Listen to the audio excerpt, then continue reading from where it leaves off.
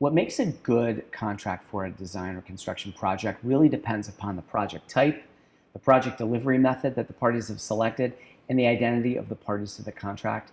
Of course, a contract for a billion-dollar project is going to look a lot different than a contract to build a single-family residence, but there are certain commonalities that you'll look for in any construction contract.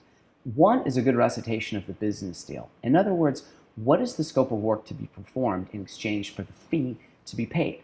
This is particularly important in design and construction because it's common for architects, engineers, and contractors to go back to the owner and make requests for additional payments. In order for the owner to be able to assess whether or not what is being performed is truly an extra or whether it falls within the ambit of what they paid for in their original contract, they need a good description of the scope of work.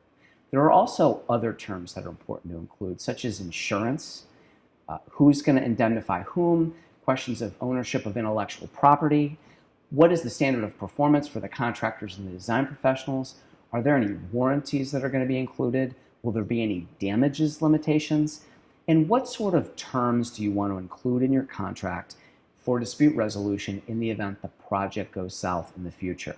The decision of whether to go for arbitration or litigation is an important question that should be thoughtfully considered at the beginning of the project, in addition to whether you're going to include a mediation requirement and any other terms that may tend to promote early, cost-efficient dispute resolution. I also don't think that it's a virtue to have overly short design and construction contracts.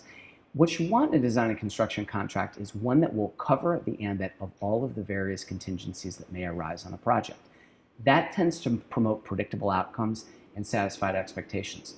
What makes a good design and construction contract is a complicated question, but construction attorneys can help you answer it.